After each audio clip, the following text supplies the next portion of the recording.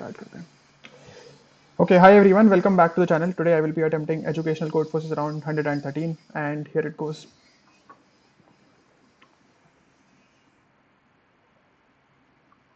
Okay, problem A. You're given a string S consisting of n letters. Each letter is either A or B. The letters in the string are numbered from 1 to n. S, L to R is a continuous substring of indices. Okay. A string is called balanced if the number of letters A in it is equal to the number of letters B. For example, string BA, BA, AA, BB, AB are balanced and strings are not. Okay. Find any non-empty balanced substring. Okay. Print its L and R. If there is no such string, then print -1. Okay. So all I can do is I can just keep track of A minus B. I can keep, I can make A as 1 and B as -1.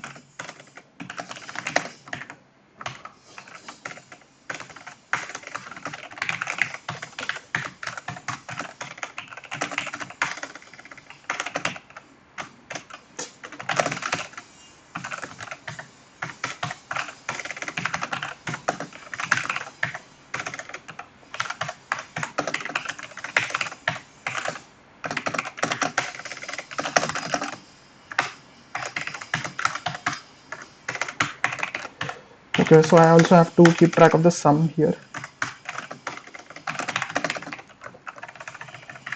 So if S at I equals to an A, then I do sum plus plus, else I do sum minus minus. Okay, now if m dot find sum is not equal to m dot n, then I just print m at, and what else do I print? Okay, I also have to keep track of whether I found it or not. And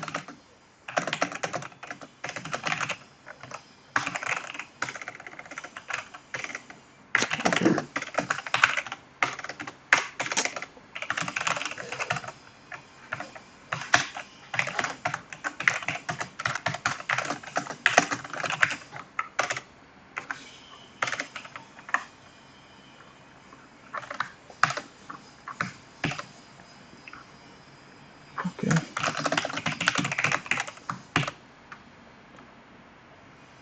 So I have, okay. Else I do sum minus minus, right? Okay, I also have to insert this sum, right?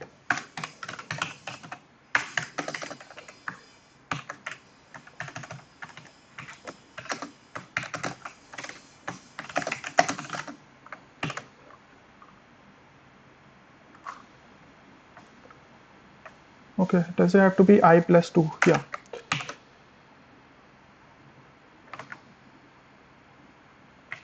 Okay, now what is the issue here?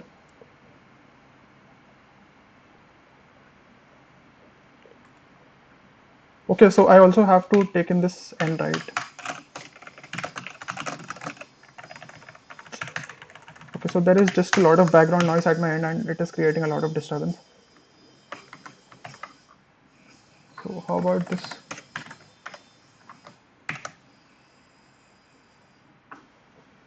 Two, two, three.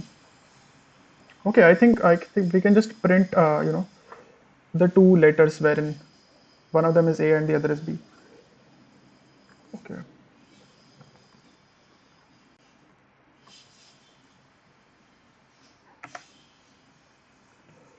Cool. So it took up a lot of time, but yeah, okay, no issues. Moving on to problem B. Okay, a chess tournament will be held soon where n chess players will take part. Every participant will play one game against every other participant. Each game ends in either a win or for one player and a loss for another, or a draw for both the players. Okay. Each of the players has their own expectations about the tournament. They can be of they can be one of two types. Okay. A player wants not to lose any game. A player wants to win at least one game. Each of the players has their own expectations about the tournament. They can be one of the following two types. They do not lose any game and they want to win at least one game. You have to determine if there exists an outcome for all the matches such that all the players meet their expectations. Okay. Okay, so what does an x mean here? Okay, x is when I equals to j, and if the ith player won a game against the jth, then you print a plus, otherwise a minus. Okay, otherwise it's a draw. Okay,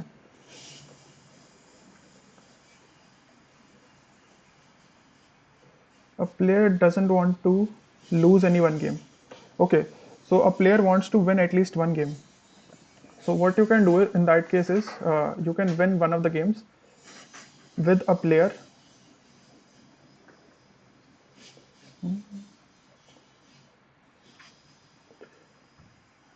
A player wants not to lose any game.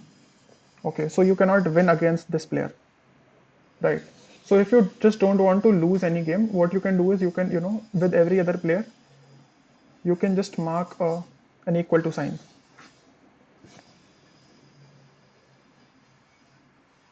Okay.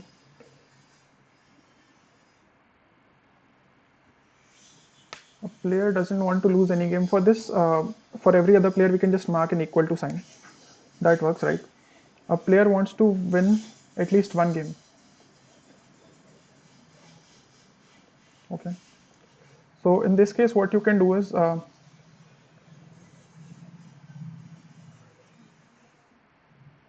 let's say you have two players remaining, and both of them want to win at least one game. Okay.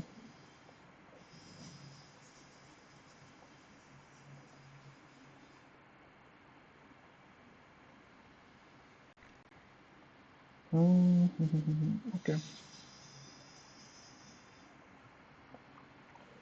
So for this thing, the second player won against the first one. It also won against the second one, and it also won against the third one, and it also won against the fourth one. Okay.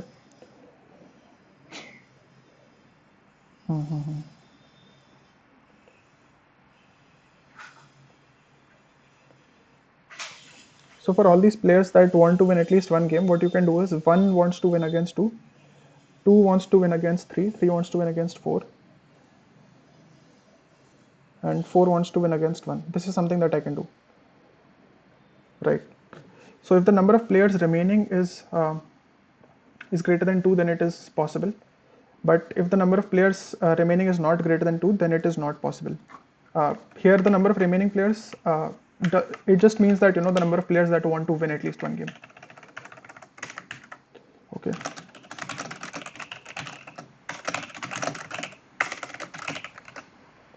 All right. So one means that they want to win. They don't want to lose any game. Okay. So what I have is a character array, or I can just take it like a string, or let's take it like a vector of char. So I have n comma, let's keep it like x. Okay. Now, okay, is there some issue here? Okay. So this is what I'll do. So if s at I equals to a 1, this is what I'll do.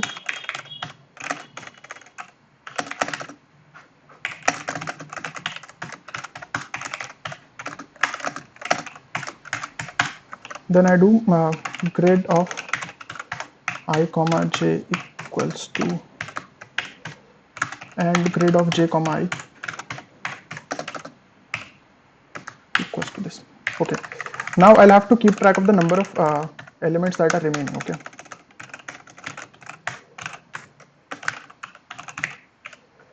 Right. So,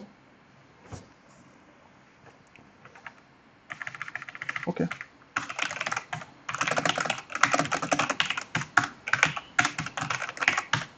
So these are the elements that are remaining, and if this is 1, then I just remove it from this remaining. Okay, so now if sz of remaining is less than equal to 2, then you see out no. So what do we have to print here? Yes, we have to print yes and no, right? So for this case, we just print no. Else what we'll do is, we can make a vector here.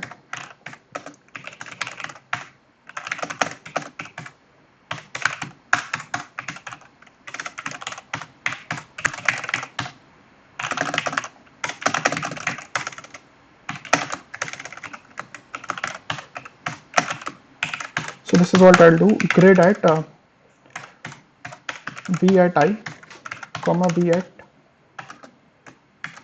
I plus 1. Okay, we also have to take mod here. Modulo sz of v equals to what? Equals to a plus, and similarly this equals to a minus.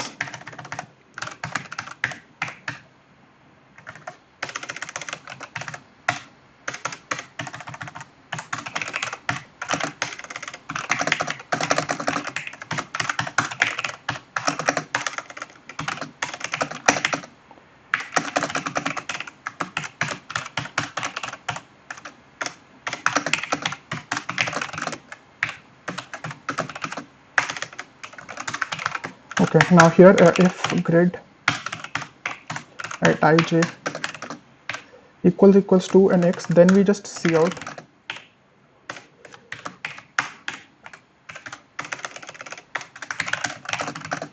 else we just see out grid at ij.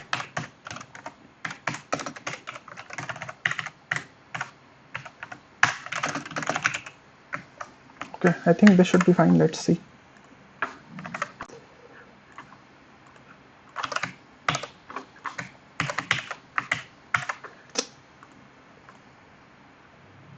Okay, we are getting no and no here.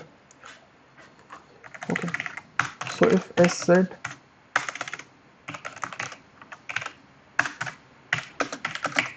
this is just one case here.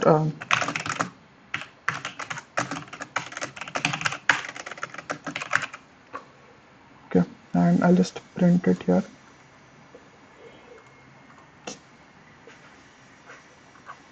Okay, so if sz of remaining is, let's just keep it like this. Sz of remaining is not equal to a 0. Right, and here we just simply print yes.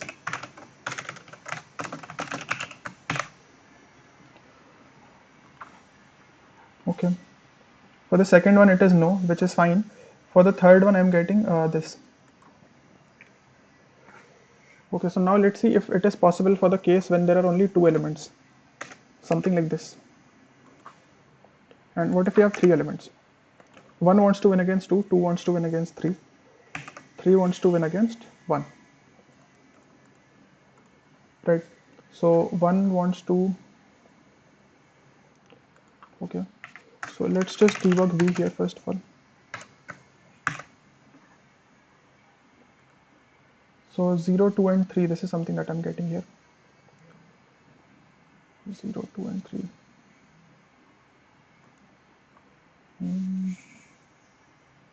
No, this should have been 3, right? 0, 1 and 2, so what I'm getting here is 1 wants to win against 2, 2 wants to win against 3, and 3 wants to win against 1. So this is fine. What if I had something like this, 2, 2, 2, and one of them is 1? So this is the case which is already given, so let's just submit this. This seems fine.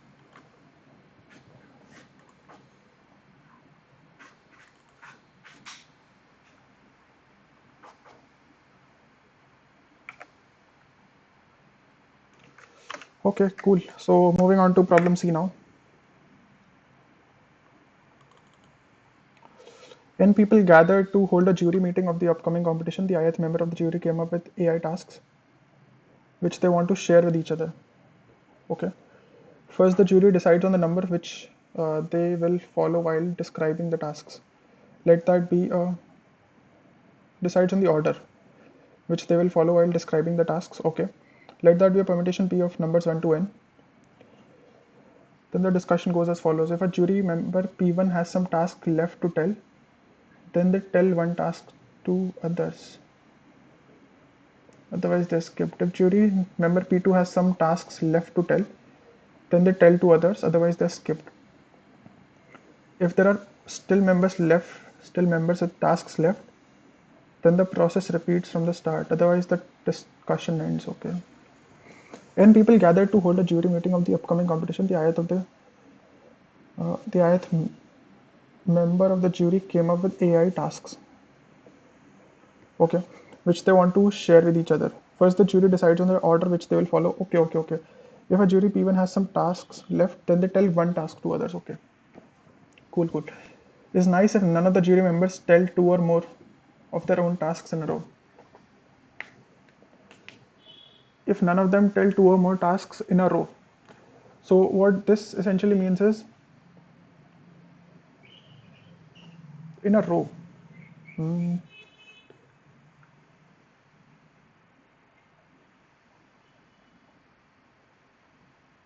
Okay.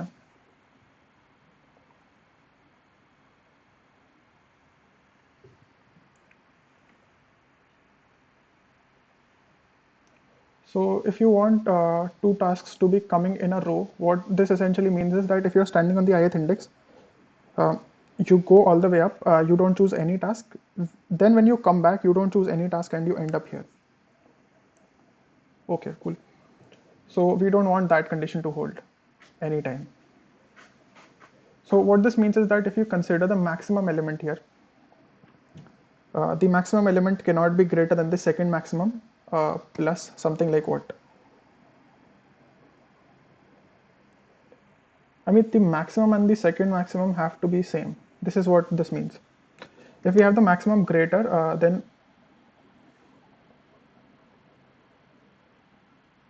okay, no. Even if the second maximum is, let's say, equal to the maximum, then what happens is that you choose the maximum, then you choose the second maximum, and then you come back, and then you choose this maximum. Right, so if the maximum is just greater by 1 than the second maximum, then this is possible. This is fine, totally fine in that case. So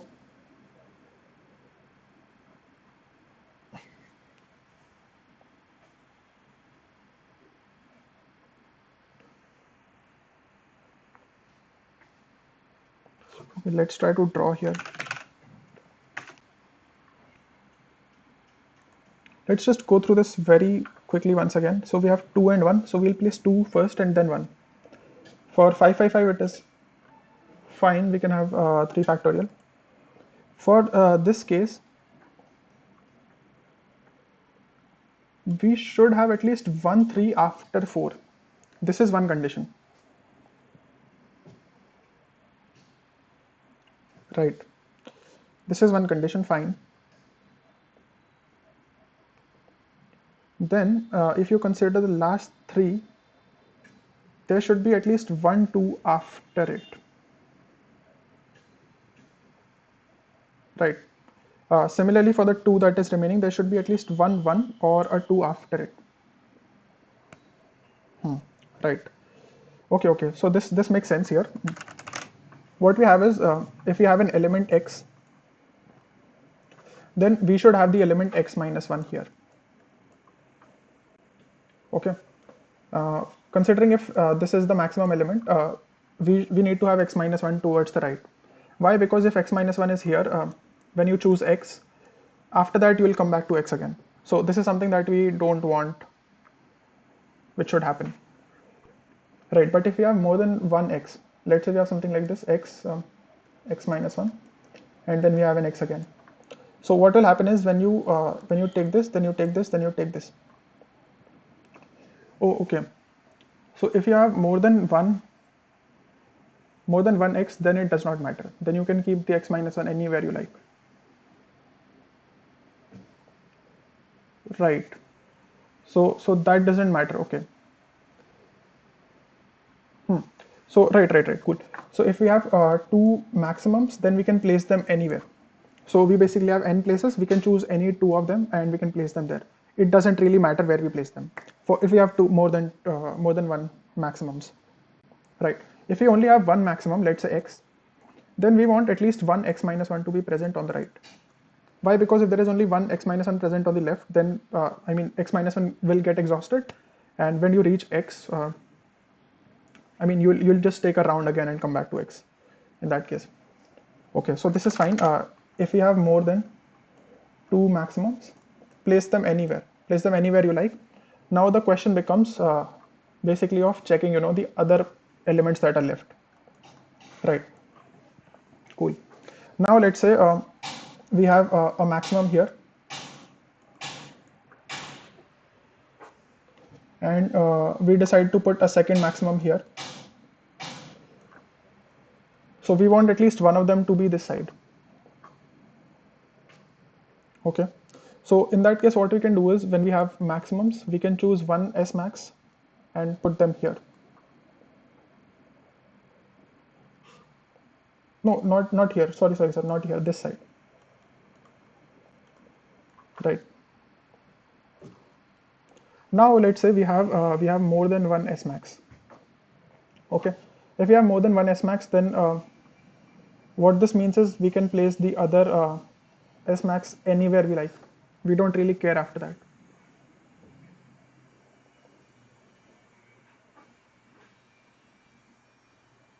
Right. So we just have some certain dependencies here. Okay. If we have two maximums, then there is no dependency from the max to the second max. If there is only one maximum, then there is a dependency from the max to the second max. Similarly, if there is only just one S max, there is a dependency from S max to the third max. Right, if there are more than one S max, then there is no dependency. Okay, cool. So if there is a dependency from max to S max, this just means that, what does this mean?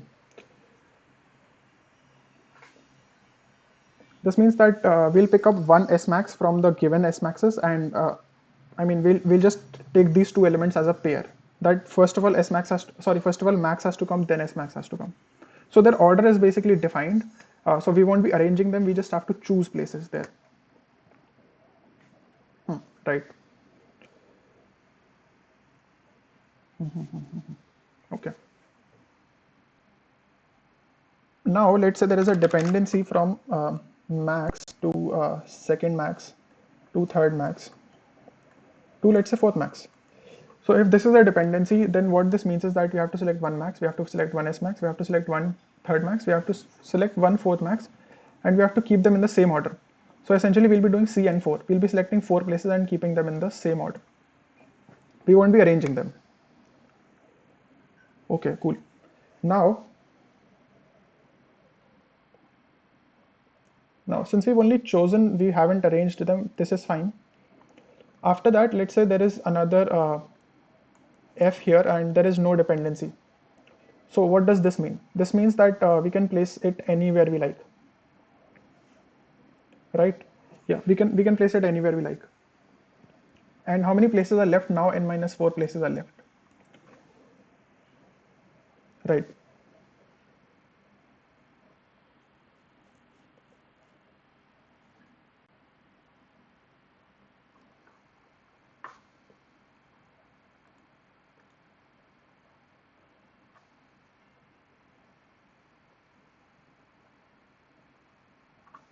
Okay. Now let's say there were two F's available here. What would we have done in that case? We would have arranged them as well.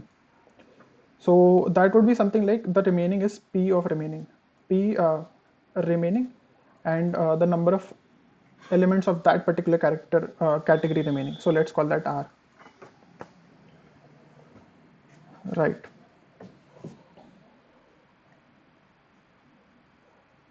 So in that case, we can arrange it anywhere we like. And if there is a dependency, then we have to keep track of it. Right. Okay, this seems doable. Let's try to code it. This will take some time, and there will be some debugging that we'll have to do. But yeah, let's see.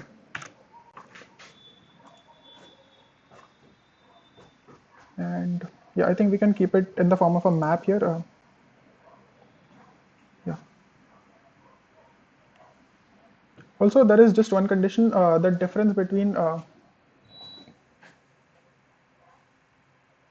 The difference between the max and the second max, if there is a dependency, should not be greater than 1.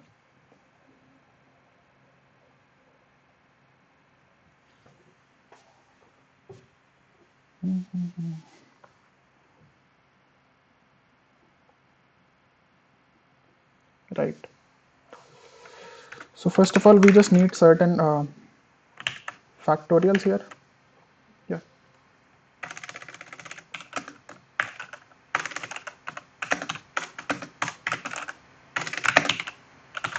So we have 2e5 plus 5. Let's keep it like this.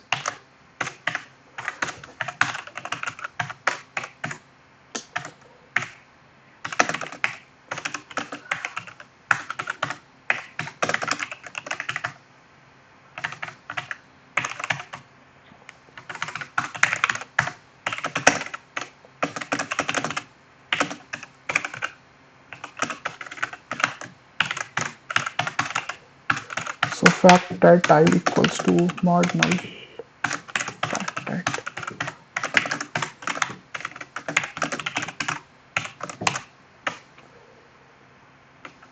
Okay, I fact that I.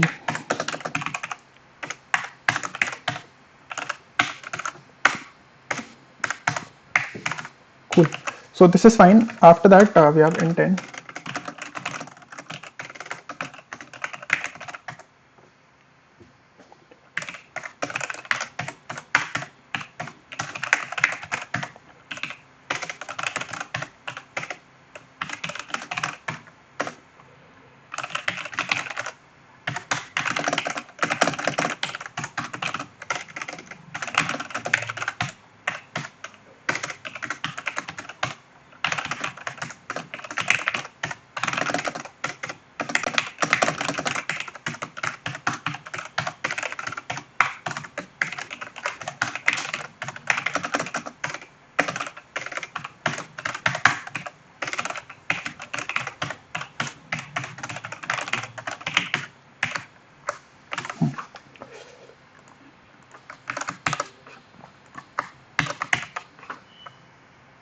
So what we can do is we can sort.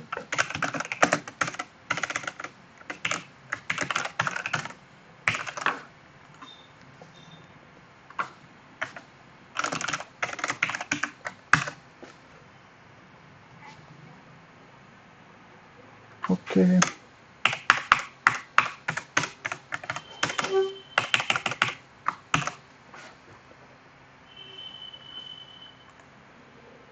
Mm, 1 1 and 2 1. Okay, fine. 5 3 times. Okay. So what we can do is we can keep a counter here.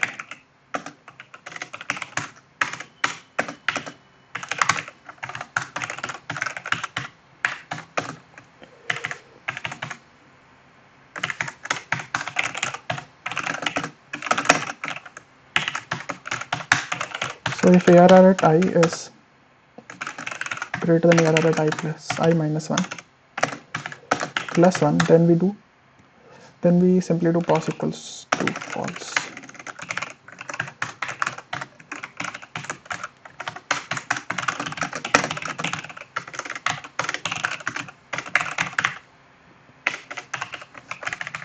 Right, so this is fine. Let's also convert this to integer.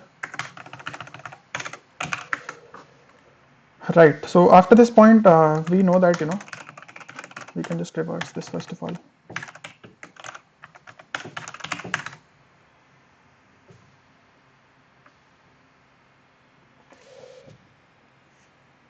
Okay, so can it be also possible that there is a difference of greater than 1 and still we are able to do it? Can this be possible? Hmm. So if I have 4, I have 2, and then I have a 1. Or let's say I have a 4 and a 3 and a 1. Then I have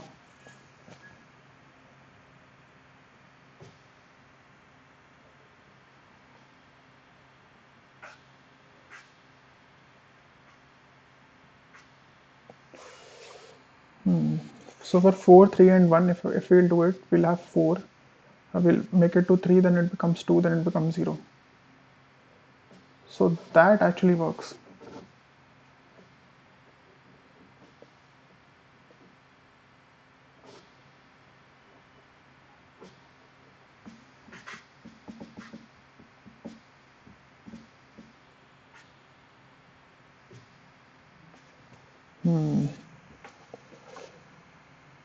So I think 4 comma 3 comma 1 actually works. So this is a wrong thing here.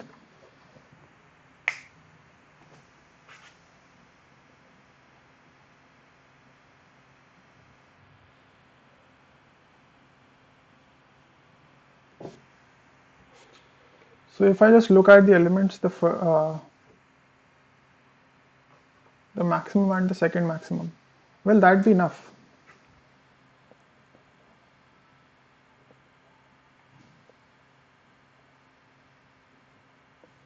I think that should be enough.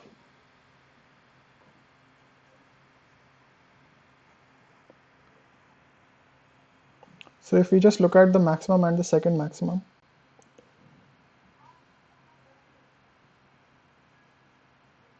if there are more than one maximum, then it is like n factorial. It is simply n factorial. No, but this one doesn't work, right? Yeah. So this is fine. Let's remove this part. So if vals dot back dot is greater than equal to 2, then in this case we just have n factorial.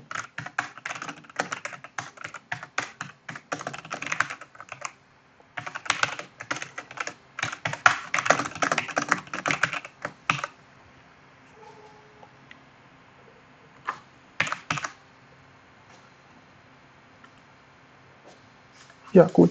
And there is one more condition.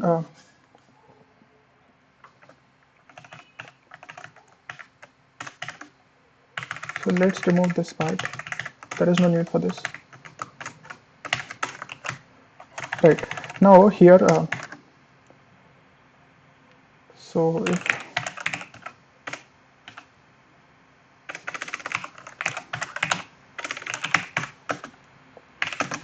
if this is 1, then also we just see out.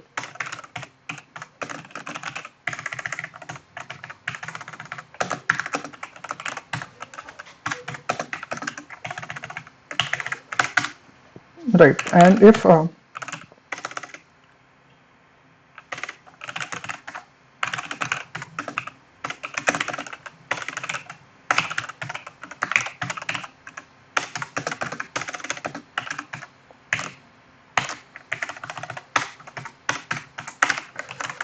okay. So the thing is that if p2 dot sorry p2 dot ff is less than p1 dot ff minus 1, then there are no possibilities. Right. Let's see out minus 1 for now.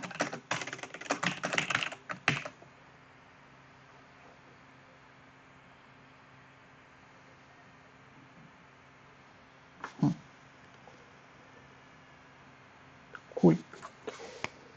So where is the case for 0 here? This should have been the case, right?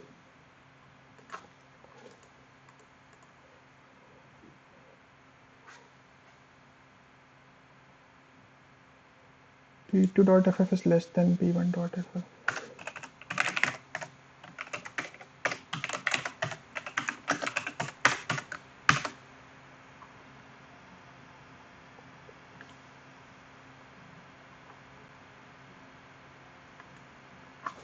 Okay, this shouldn't have been reversed, right? We'll reverse it here.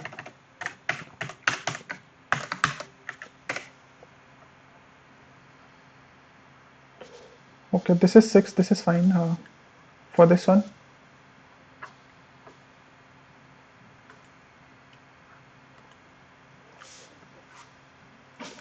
p1 is 2 comma 1, 7 comma.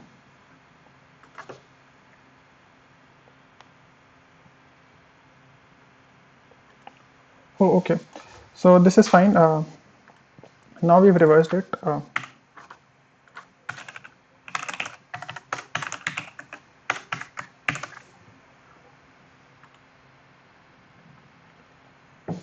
Okay. So now the thing is that the only dependency that we have is we have the dependency of the maximum being dependent on the second maximum. Right. So yeah, okay.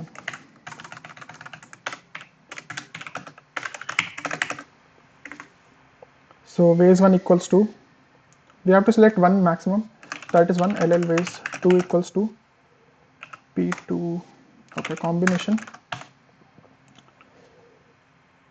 CNR. So from N we choose, no sorry, we have P2 dot,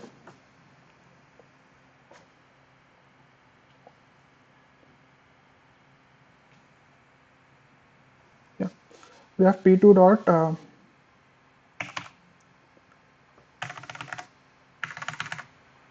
we have to choose one,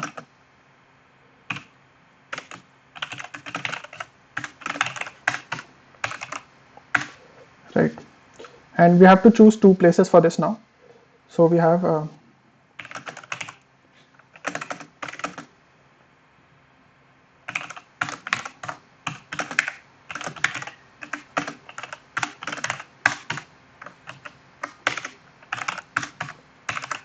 right.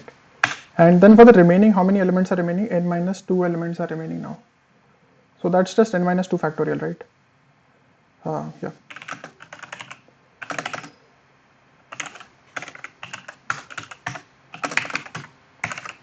Cool. So now what do we print? We have answer 1 equals to. So we don't need this ways 1. This is useless. We can have ways 2, ways 3, and then we can have mod 1.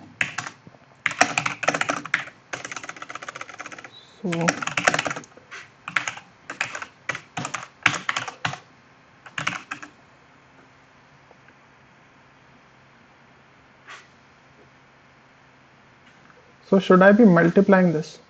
Like first of all, I've chosen two places. Yeah, I should be multiplying this. Ways 4.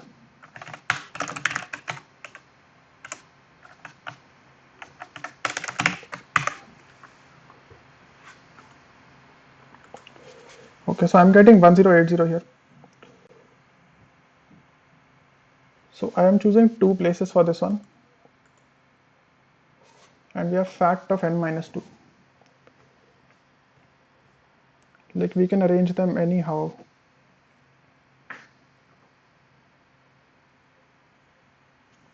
So first of all, what we did was we chose one place from p2.ss.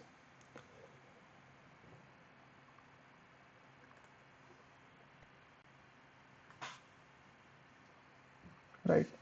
We chose one place from that, and then we chose two places for these two elements.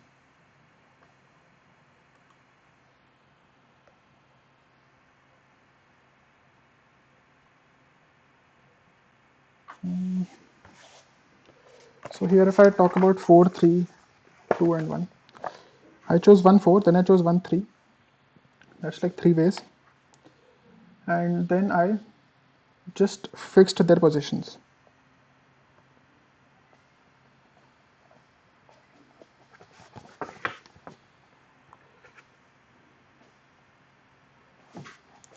Or I can just subtract the number of ways in which the 4 is lying towards the right side of all the 3's. How will that turn out?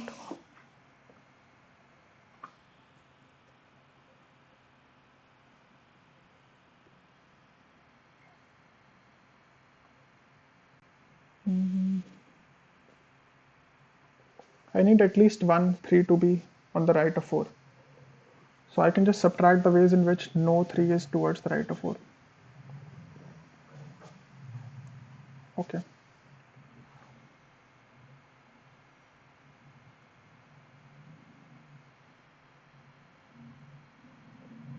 So if I packet them together, they can exchange places. Right. So I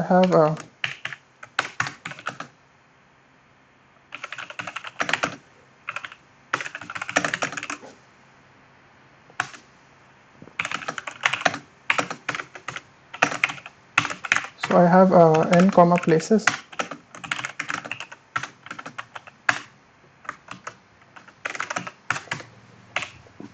Right. and then I also arrange.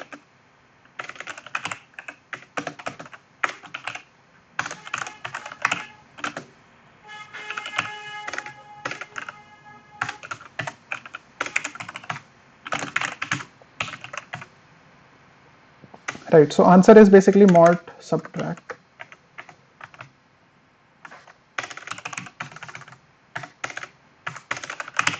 Base comma base 4, yeah.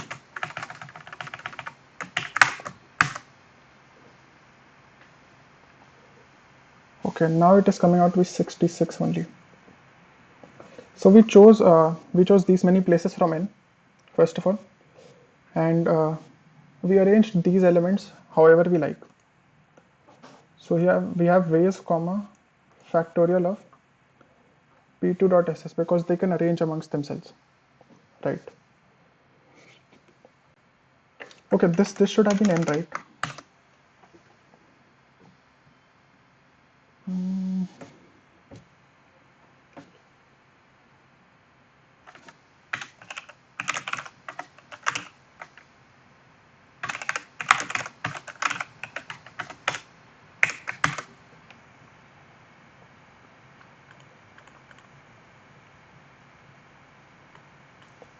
So we have ways as 90.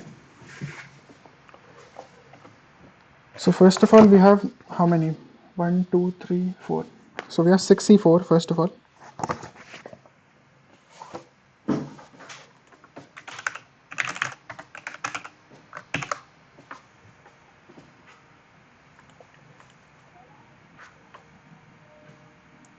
Oh, this should have been the other way around. This should have been base here and this here. Okay, now it is coming out to be 630. Let's try to see.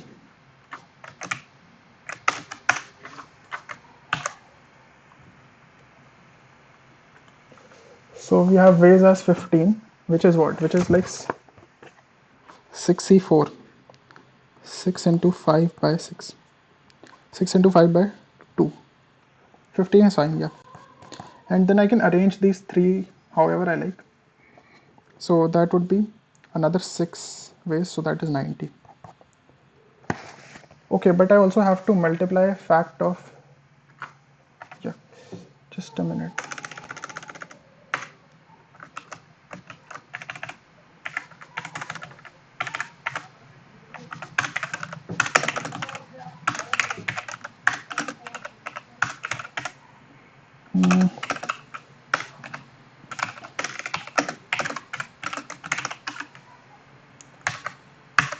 Right, now this, I think this should be fine.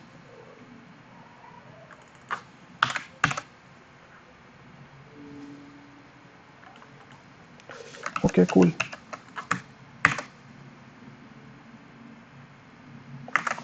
160 and 540. Let's submit this.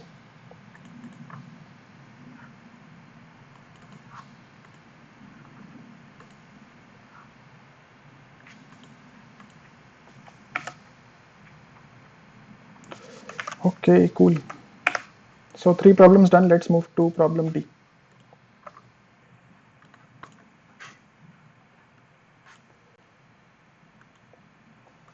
Okay, so there is a city that can be represented as a square grid with corner points 0, 0 and 10 to the power 6, 10 to the power 6. Okay. The city has n vertical rows, n vertical and m horizontal streets that go across the whole city. The ith vertical street goes from xi to 0, from 0 to, okay, fine. And the jth horizontal street goes from 0 comma yi to 10 to the power 6 comma yi. Okay, all streets are bidirectional. Borders of the city are streets as well. What does this mean? N vertical and m horizontal streets that go across the whole city.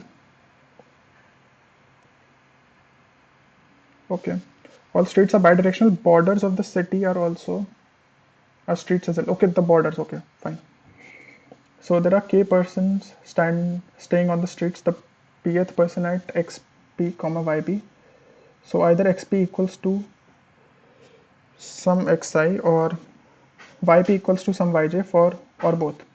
Okay, let's say that a pair of persons form an inconvenient pair if the shortest path from one person to another going only by streets is strictly greater than the Manhattan distance between them. Okay, calculate the number of inconvenient points of persons. Let's recall. Okay, fine. So if this is the grid and so what would be, how would you go when you take the Manhattan distance? You would be taking a horizontal distance and then you would be taking a vertical distance. Right. So if you just look at 2 points, right, let me just draw them here. And let's look at the standing still then.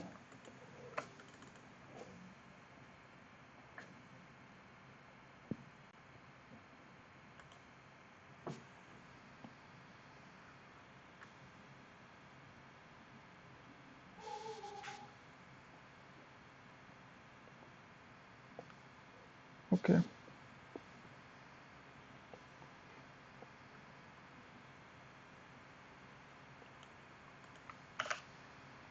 Yeah. So let's try to draw them here.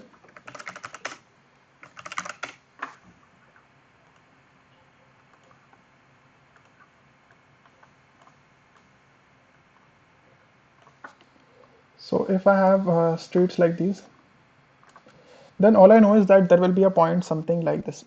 And if I want to reach this point, what would I have to do? I cannot go down. That is one thing. Okay. If I'm able to find my answer going just up and just going right, then I'm actually done. Then that is fine. Right. But if I have to go down and then come back up, or if I have to go left sometime and then come back to the right, then obviously I'm taking more distance compared to my Manhattan distance. Okay.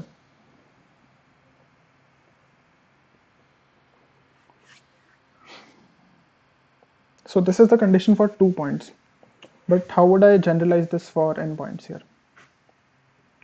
Like how would I find it in linear time, or let's say n log n time?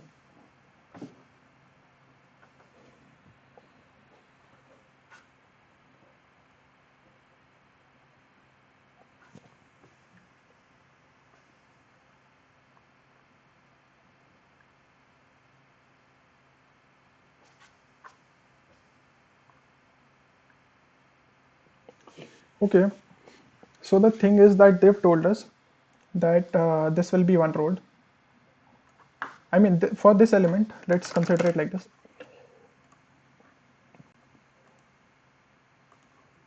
Right. So if we have this point and if we have this point, then either of these lines have to go through them.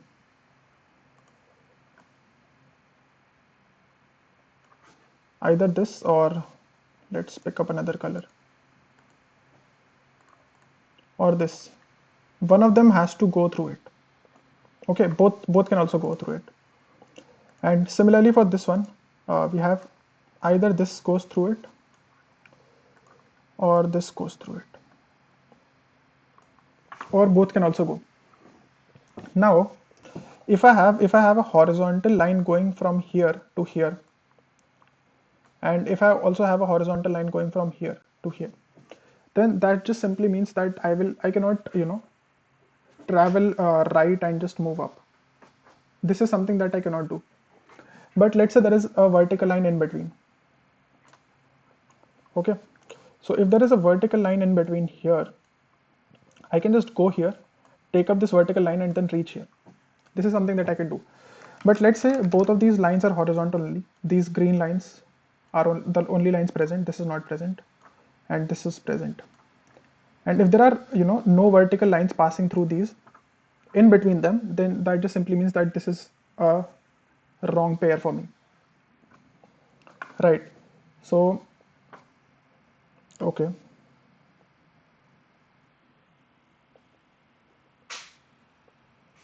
Now I just have to count the number of wrong pairs.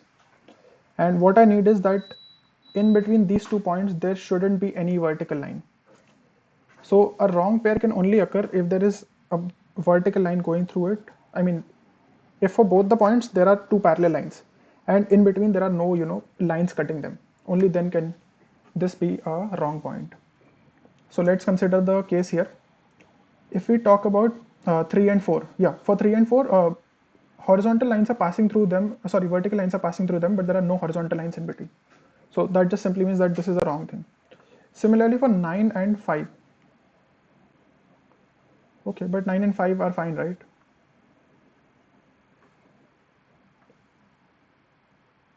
The second test case is depicted here. And the answer is 5.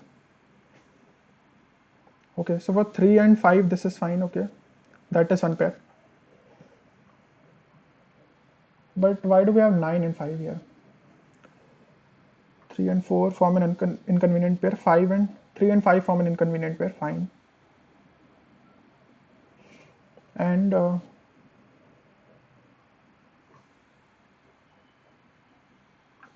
which other points form an inconvenient pair? Let's see.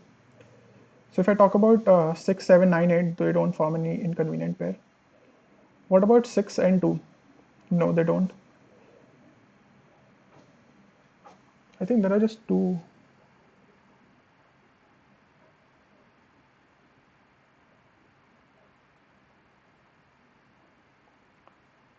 So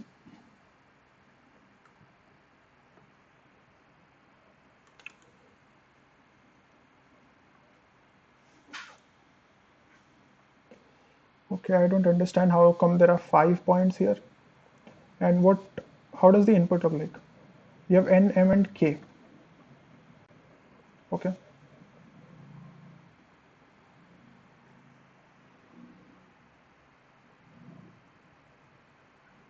These are the lines, which is fine.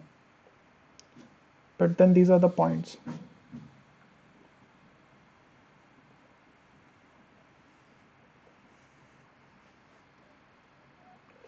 So how come that for the second test case the answer is 5? I don't understand how is it 5?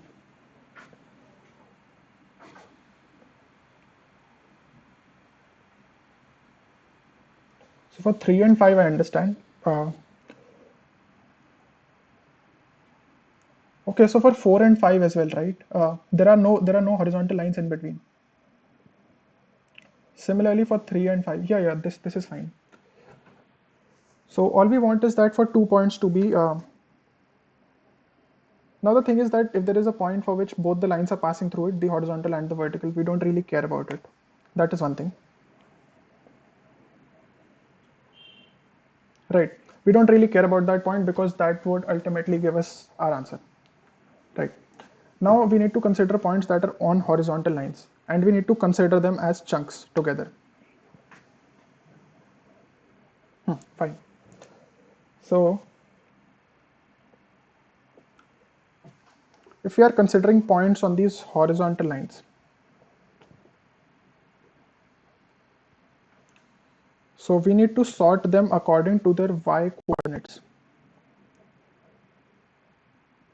So when I have 3, then I have 4. Then there would be a vertical line coming in between. Sorry, a horizontal line coming in between. Yeah, I think this is fine. This is all that needs to be done here. But again, this would require some implementation. So this would take some time. So we have test cases, then we have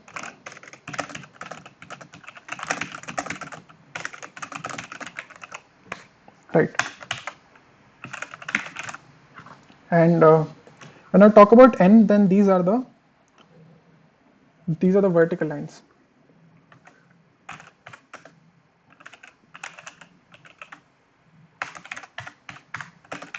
And then I have horizontal. Or let's call them V and H. That would be better.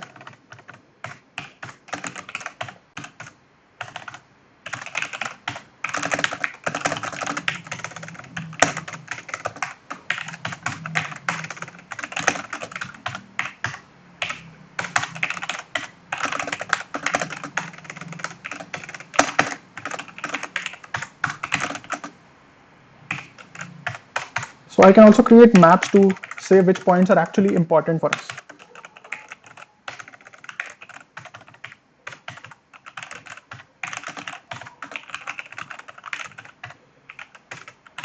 these are the points which are on vertical lines, vert points, and these are the horizontal points.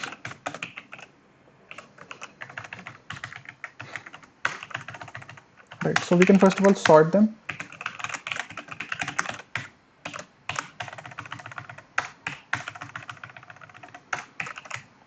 Cool. And after that, we can just insert them into a map. So we can call them V1 and H1.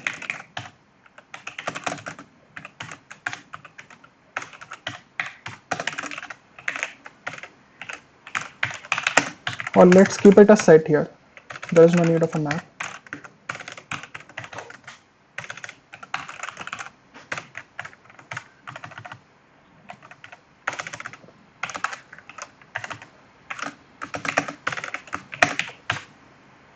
So I have H1 dot insert I. Okay, now we've taken the input for the points.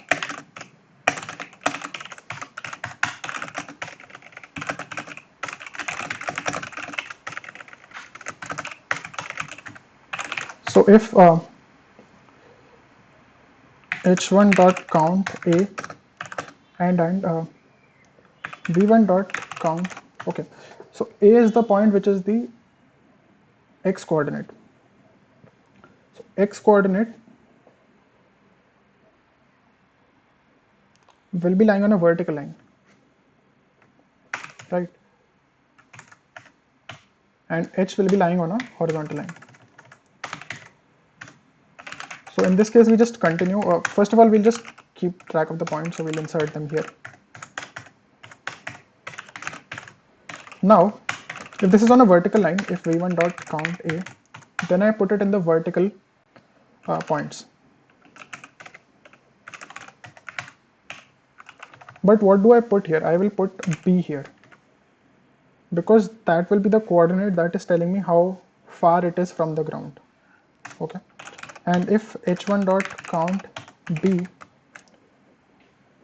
that means for the horizontal lines this is matching, then I just keep track of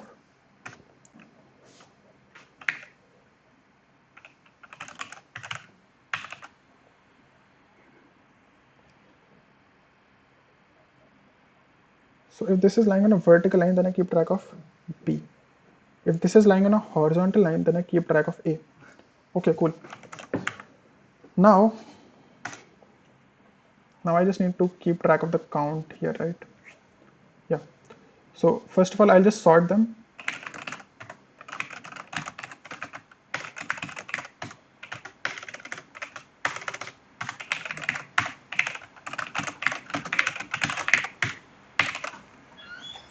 Okay. Now these are the points that are only lying on a horizontal line or only lying on a vertical line. So if we have a vertical line and there are 2 points like this, then a horizontal line can only pass between them, right? So what I can do is,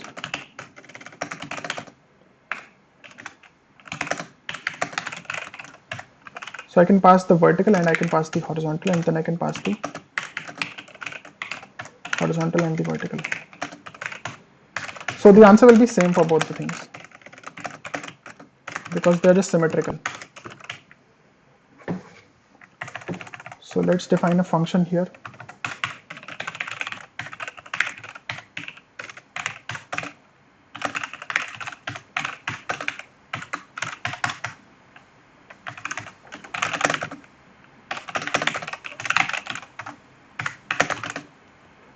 While I is less than s set of v1. Okay.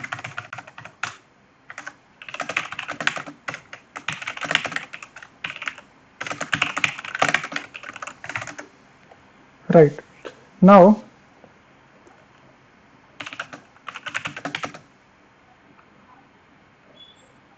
take n equals to 1 because this is a line here.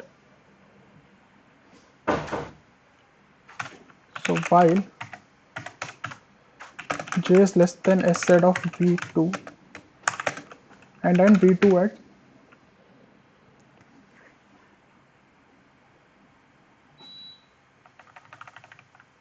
okay, let's keep it like this.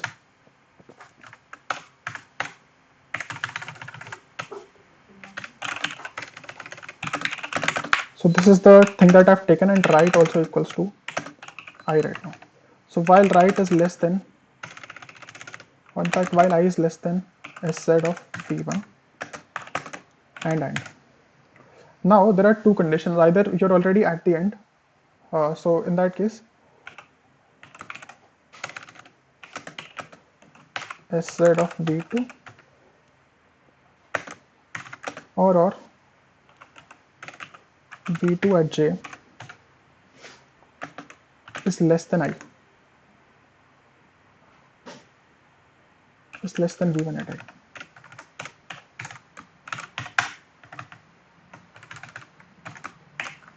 So in both of these conditions, I just do I plus plus. Right. Otherwise, what we'll do?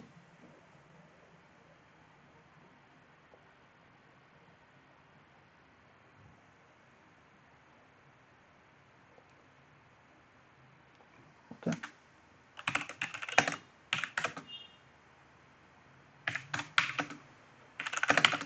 So right minus, sorry.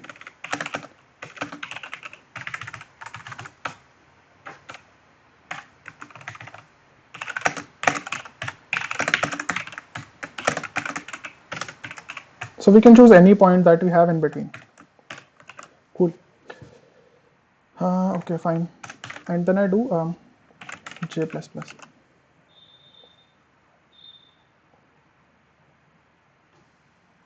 Right, I think this should be fine.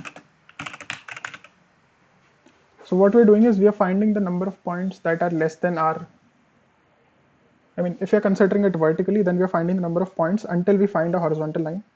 And we can select any pair of points from these points below that. Similarly, in between and then again. So while I is less than s set of v1, and either j is greater than equal to s set of v2 or v2 at j is less than v1 at I. Okay, fine. Let's see.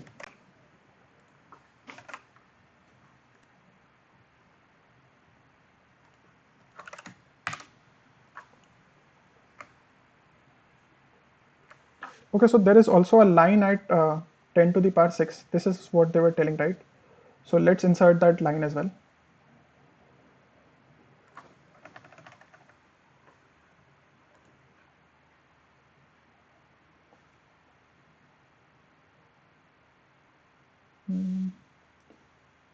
Oh, okay, so they've already given that line, which is fine.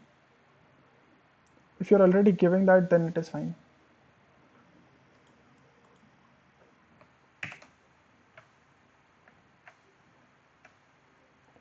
Okay, so I have 2 and 12 here.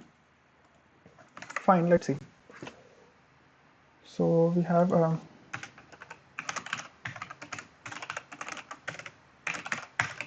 so first of all, I'm sending the vertical lines and the horizontal like that. Okay. So let's consider for the second test case here.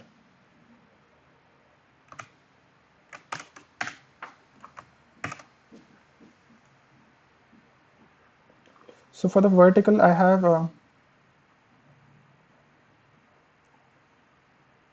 how come I'm having 1 here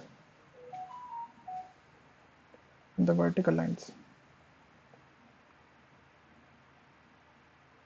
Okay, let's see. So I have vertical V and H.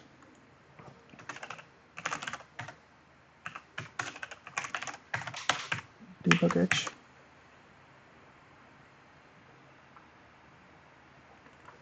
Oh, okay.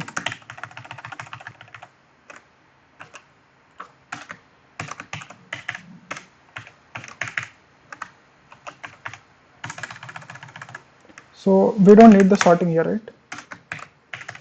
Yeah, so they've already given that these are sorted.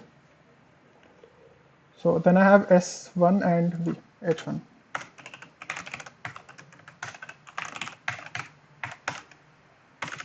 Sorry, V1 and H1.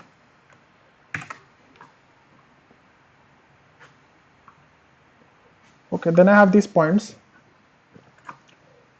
which are 4, 4. So for 4, 4, it is matching with a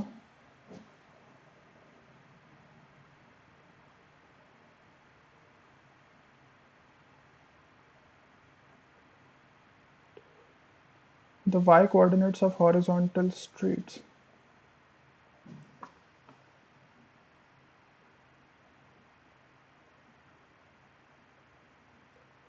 Oh, okay. So they've given these points a little differently here.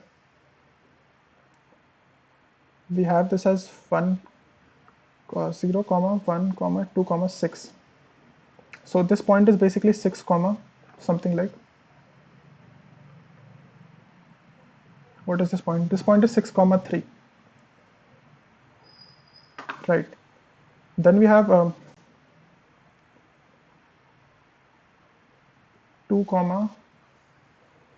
2, 5, and then we have 2, 2. So we have 2, 5, 3, and 1. Okay, so these are the points here, right? And then we have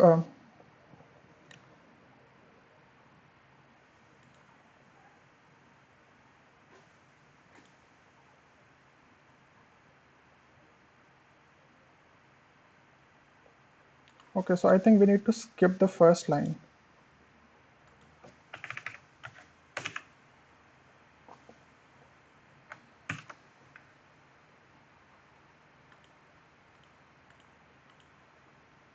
Okay, cool. So we have 1, 2, 3, and 5, and the horizontal lines are what? No, not horizontal. Here we need to pass what? Here we need to pass. We need to pass H.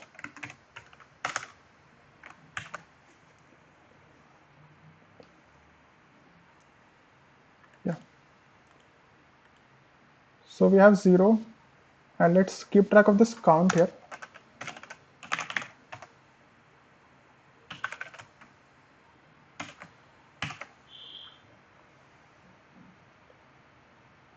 Okay, it is coming out to be 0.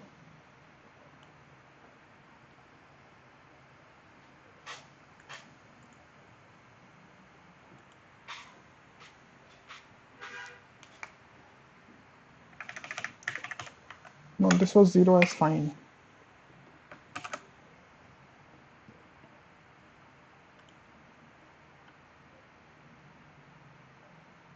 So we have 4 points here, but this cannot be 4, right?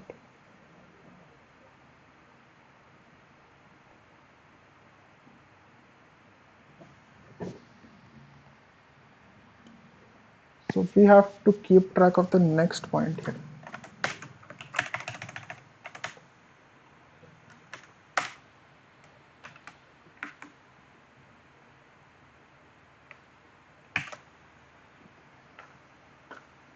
Right, now this is fine. But still, it is giving me 6 as the answer. So for the vertical case, let's see.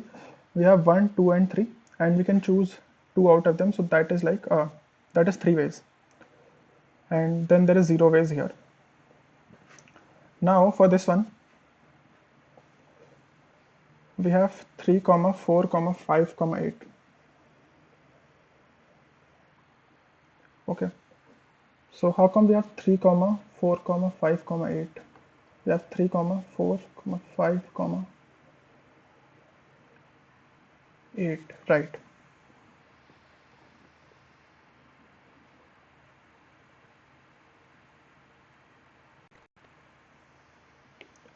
So first of all, we have 0 here, which is fine.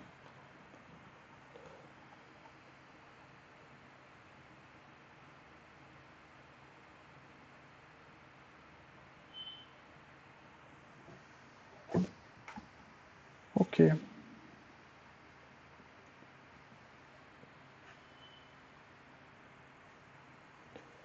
So how come the answer is 6? I mean, the answer is 5. They should have been 6, right? If we talk about 6, 7, and 1, we can pick, no, we cannot pick any two of them. Okay. We can pick only those points which are not on the same line. Right. We cannot pick any point. We can pick only points that are not on the same line.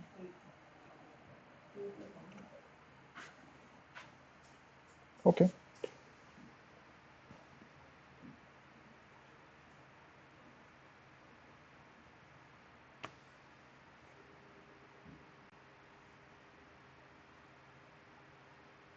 Okay, so I think we can subtract points that are already on the same line. All points are distinct. Yeah, that can be done.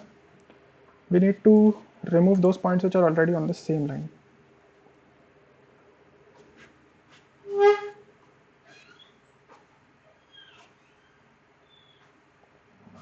Okay, now how do I keep track of that?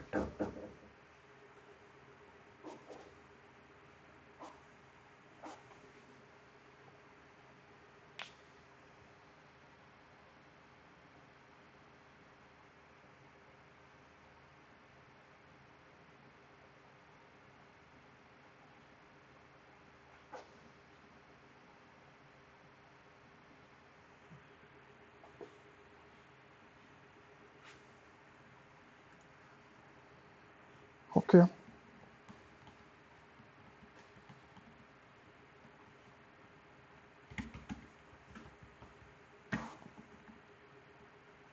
Can I replace those 2 points with just 1 point? Can I do that? Can I do that?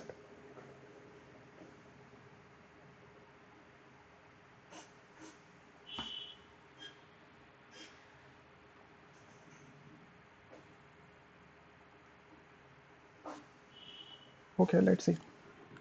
So what we can do is we can first of all extract these points. Okay.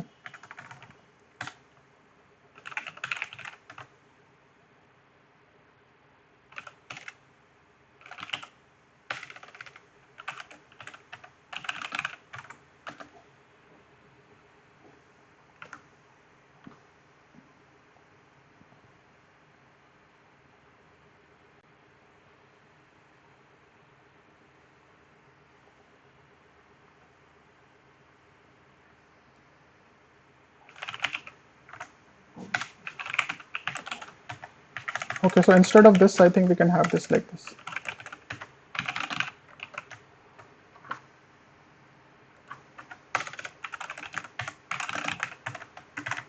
So we'll have to do it twice, but that is fine.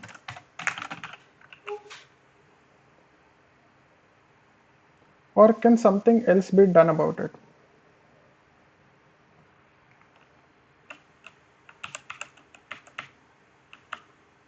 Yeah, I think something else can be done about it.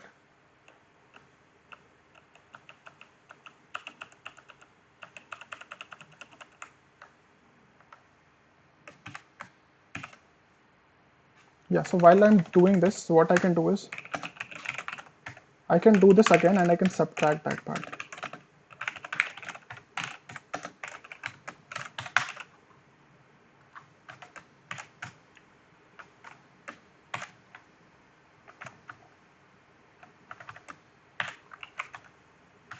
Right. Yeah, this is fine. What I can do is like for every line which is same, I can just subtract that point now. Okay, now this is a task again. So I have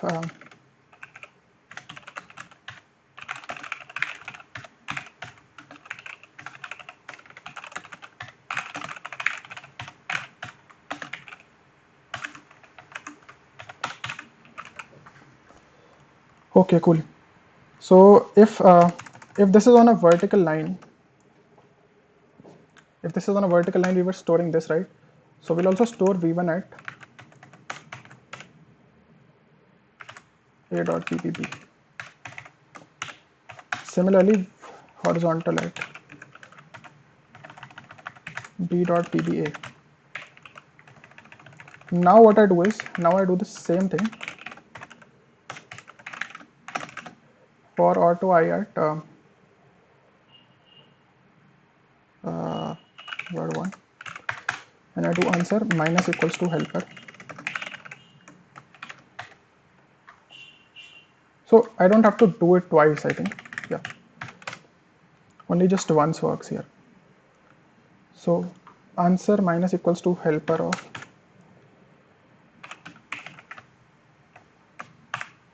I dot ss. Yeah, and then I have horizontal.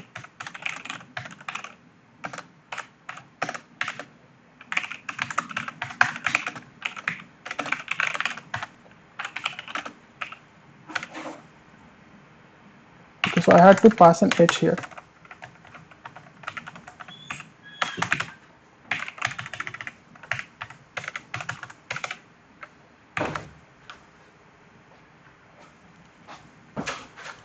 Okay, now I'm getting 8. So let's copy this and let's try to see when we were getting the right answer.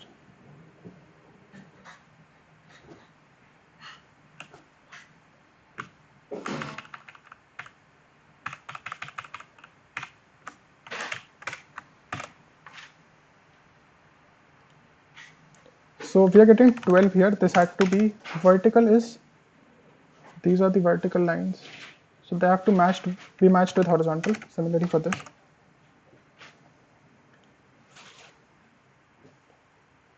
Okay, so yeah, this had to be 1.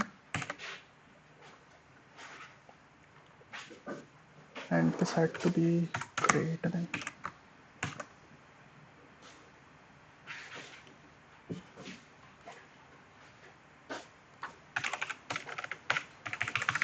Okay.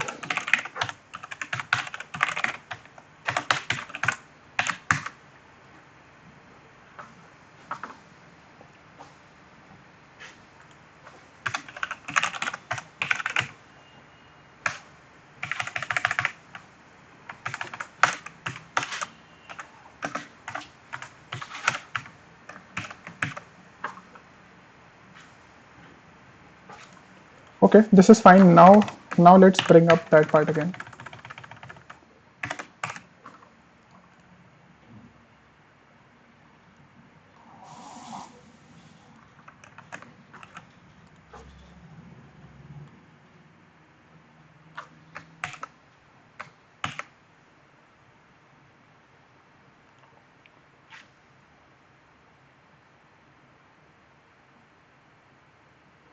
Oh, okay, let's bring the whole part.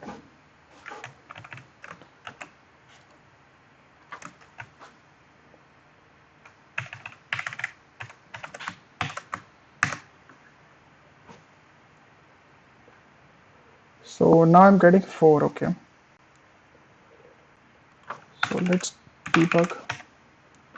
Are we already debugging it? Yeah. So we have 1, 2, 3, and 5, and this is fine.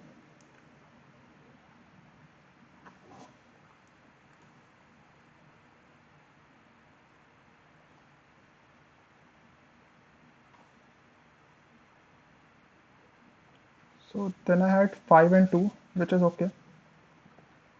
Then I had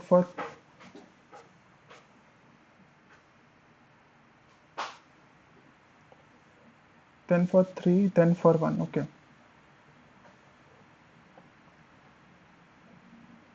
So how come I'm getting 2 here?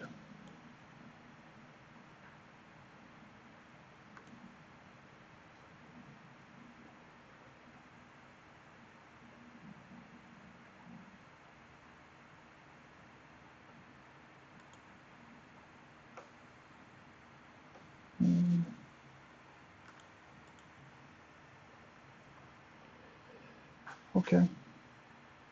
So for 5 and 2, I also have to sort it, right?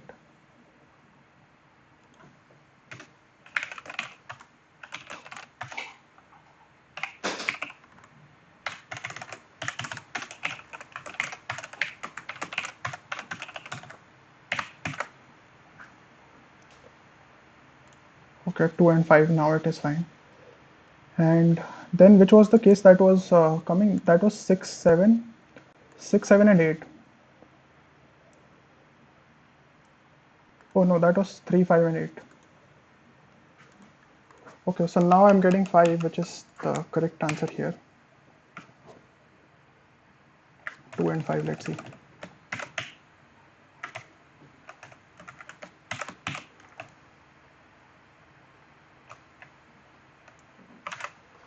Okay, let's submit it.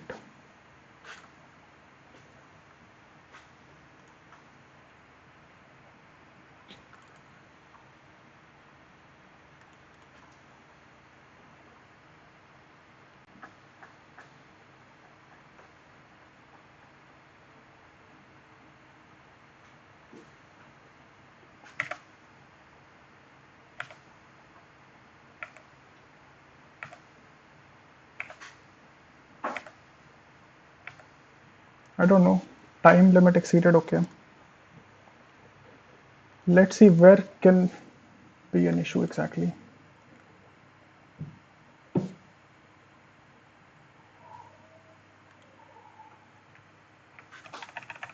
Okay, so what I can do is I think there is an issue here.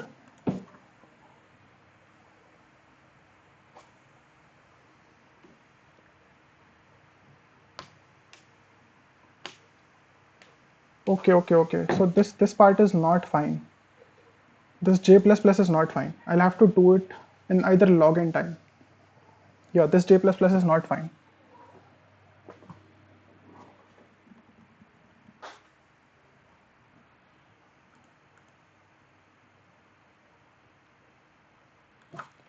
Okay. So this can be fixed. This is not an issue here. First of all, I need to find that J. Right.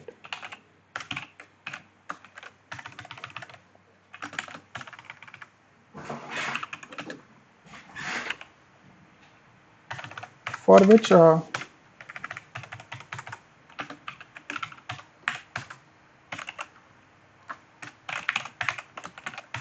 if I said that v1 equals to 1, then I just return 0. Okay.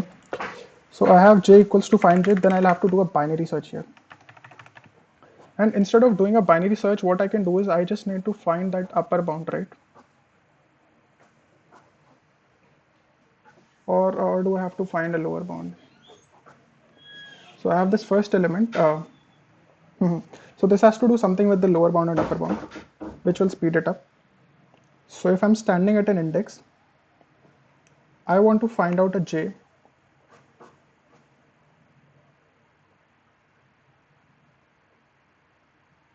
Yeah, right.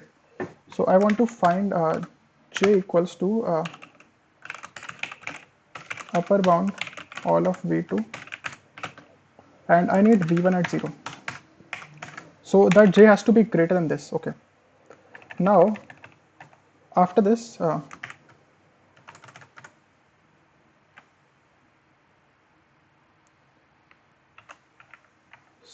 if instead of v1, then I just break. Now, if it is not, then what do? Then I again find equals to j equals to upper bound of.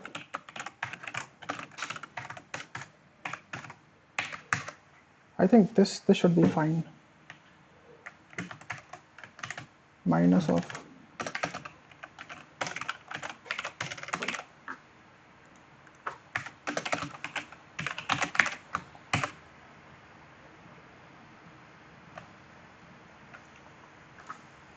Okay.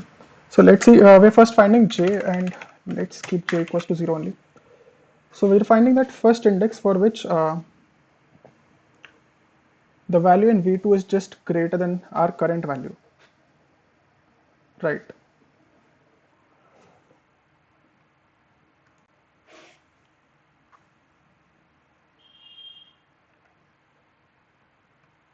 Okay. This seems fine. Let's submit this now. So I'm not doing any j++ here. I'm only doing I++. So that is like linear time overall.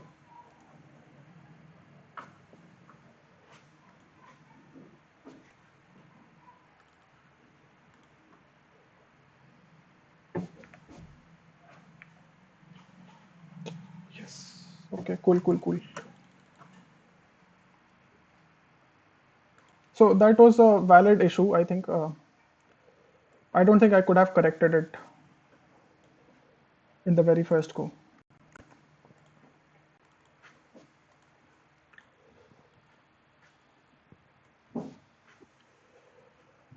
Okay, so this one took up a lot of time, but yeah, it's done.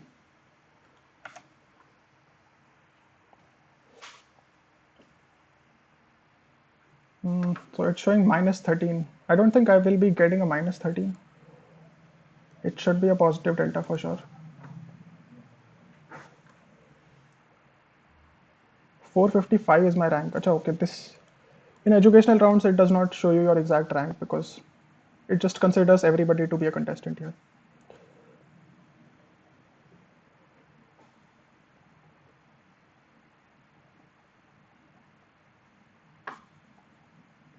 Okay, let's see if there is some hacking going on, then we can maybe try out some hacking. I don't think E should be doable in just 30 minutes here. So it's better to just, okay, so they don't have hacking phase in educational rounds here, right?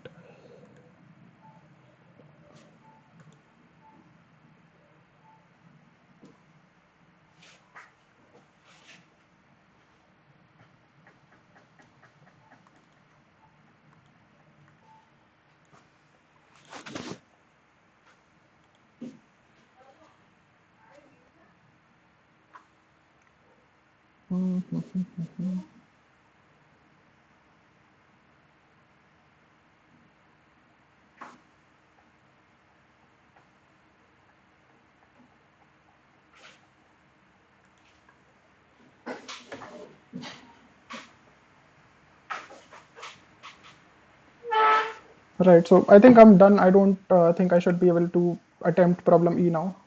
So I will be ending the recording here and I'll be posting it soon after the round. And yeah, I'll try to have a post-contest discussion as well after the round. So I'm not sure if I'll upload it today itself, but I'll upload it tomorrow for sure. Tomorrow morning. Okay then, see ya. Bye bye.